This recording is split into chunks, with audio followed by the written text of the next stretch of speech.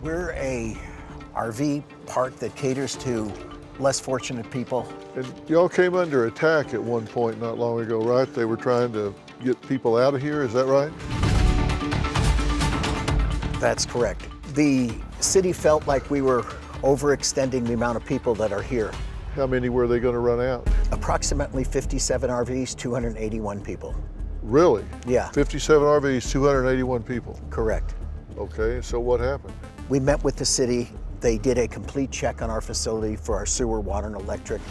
We're going to make sure that you are not homeless and out on the street. When your team and yourself came in, your presence alone made it so this place is actually open. It was incredible. Well, I'm glad it had an impact because I'd hate to have 281 people out on the street. Where would they go if they left here? Would they just be on the street? They would just be on the street. These are RVs that aren't really accepted at other RV parks.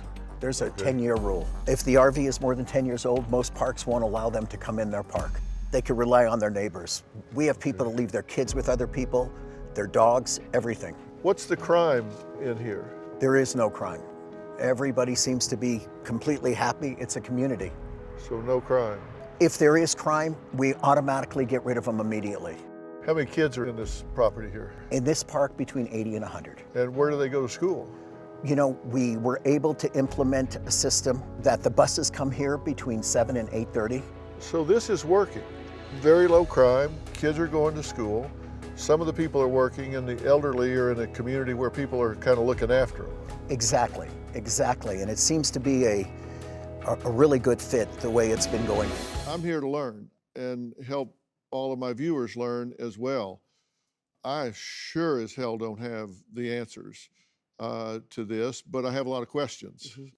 Mark, Cleo, and Matt, you all say homelessness is primarily driven by mental health and addiction, and if you were just giving someone housing, that's just not the solution, whereas you do support a position of home first. We're not saying home only. We're not talking about housing only. It's housing first. I know you show on this show sometimes Maslow's hierarchy of needs. We've all learned about it. Yeah, thank you. There you go. The very bottom of it is all of your basic human needs. You have to Food, get breathing. survival taken care of first. Yes, and you can't reach those higher levels of development without housing. So I don't want to create a false dichotomy that people on this side are only talking about housing.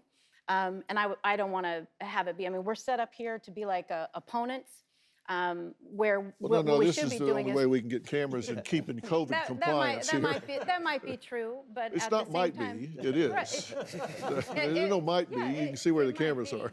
It might be, but also, you know, the issue is so polarizing and it's so easy to prompt fear and anger in people. It's the easiest thing in the world to do, and people can't listen to each other, right, when we're talking in emotions and ideology. Well, I hope that's not going to be the case today. But what we really need to do is we need to address mental health. And the best way to address mental health to prevent homelessness is address it in the public schools. Because students that are left untreated with untreated mental health conditions oftentimes grow up to be untreated adults with mental health illness. And sometimes we'll use substances to self-medicate. So one of the ways to help prevent homelessness is to prevent it at the beginning. And the best place to do that is at our public schools. I agree.